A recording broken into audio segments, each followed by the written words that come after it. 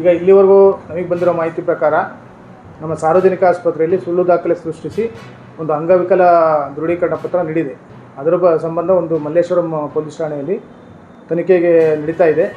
ಅದರ ಮಾಹಿತಿ ಡಾಕ್ಟರ್ ಬಾಬು ರಾಜೇಂದ್ರ ಪ್ರಸಾದ್ ಅವರಿಗೆ ಪೂರ್ಣ ಮಾಹಿತಿ ಗೊತ್ತಿರುತ್ತೆ.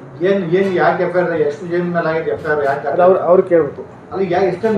ಮಾಹಿತಿನೇ ಗೊತ್ತಿಲ್ಲ, ಕೇಳಿರ್ಬೇಕು ಸರ್. ಆ ಸರ್ಟಿಫಿಕೇಟ್ ಸಂಬಂಧಪಟ್ಟಂಗೆ ಸಿದ್ದೇಶ್ವರ ಮೇನ್, ಯಾಕಂದ್ರೆ ಕಿವುಡ ಸಂಬಂಧಪಟ್ಟಂಗೆ ನೀವೇ ಡಾಕ್ಟ್ರು. ಅದು ನಾವು ಮಾಡಿದ್ರೆ ಅದು ಸರ್ಟಿಫಿಕೇಟ್ ಆಗಲ್ಲ. ನಾವು ಹೇಳಿಕೆ ಕೊಟ್ಟಿದ್ದೀವಿ. ಅದಕ್ಕೆ ನಾವು ನೀವು ಹೆಂಗ್ ಸೈನ್ ಮಾಡಿರಿ ಮತ್ತೆ ಸರ್ಟಿಫಿಕೇಟ್ ಹೆಂಗ್ ಬಂತು ಅಂತ ಅದ್ರ ತನಿಖೆ ನಡೀತಿದೆ. ಈಗ ನೀವು ಸೈನ್ ಮಾಡಿಲ್ವಾ? ಮಾಡಿಲ್ಲ.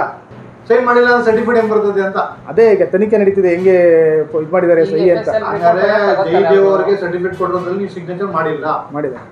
ಮಾಡಿಲ್ಲ. ಮತ್ತೆ ಹೆಂಗ್ ಸರ್ಟಿಫಿಕೇಟ್ ಬಂತು ಅಂತ ಅದರದ್ದು ತನಿಖೆ ನಡೀತಾ ಇದೆ. ಬರುತ್ತೆ ಸರ್, ಸಿಗ್ನೇಚರ್ ಅವ್ರದಾ ಇಲ್ವಾ ಅಂತ ಅದೆಲ್ಲ ಪ್ರತಿದಿನ ನಿಮ್ದು ಕೆಲಸ ಮುಗಿದ್ಮೇಲೆ ನೀವು ಅಪ್ಲೋಡ್ ಮಾಡಿರೋ ಸರ್ಟಿಫಿಕೇಟ್ ಅನ್ನು ನಾನು ಮಾಡಿರೋ ಎಷ್ಟಾಗಿವೆ ಎಷ್ಟಿಲ್ಲ ಅಂತ ನೀವು ನೋಡೋದೇ ಇಲ್ಲ ಕಂಪ್ಯೂಟರ್ ಅಲ್ಲಿ. ನಮಗೆ ಕಂಪ್ಯೂಟರ್ ಸರ್ಟಿಫಿಕೇಟ್ ಎಷ್ಟು ಇದುವರೆಗೂ ಅಂತ ನಿಮಗೆ ಗೊತ್ತಿಲ್ಲ. ಈಗ ಏನ್ ಗೊತ್ತಾ, ದಯವಿಟ್ಟು ನನ್ನ ಇದು ಮಾತು ಕೇಳಿ. ಇದು ತನಿಖೆ ಹಂತದಂತ ಇರೋದ್ರಿಂದ ನಾವು ಯಾವುದೇ ಒಂದು ಇದನ್ನ ತಮ್ಮ ಇದಕ್ಕೆ ನಾವು ಕೊಟ್ಟರೆ ಅದು ತಪ್ಪು ಮಾಹಿತಿ ಆಗುತ್ತೆ.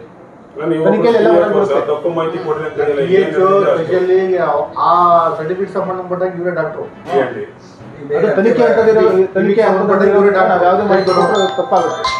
ಬೇಕಾಗಿರೋದಂತೂ ನಿಜ, ಗೊತ್ತಿಲ್ಲ, ತನಿಖೆ ಗೊತ್ತಾಗಲ್ಲ. ಸರ್ಟಿಫಿಕೇಟ್ ಬೇಕಾಗಿರೋದಂತೂ ನಿಜ. ಈಗ ವಿಚಾರಣೆ ಮಾಡ್ತಾರೆ. ಯಾಕೆ ನಮಗೆ ನಾವೇನಾದ್ರು ಹೇಳಿ ಕೊಟ್ಬಿಟ್ರೆ ಅದು ತಪ್ಪಾಗುತ್ತೆ.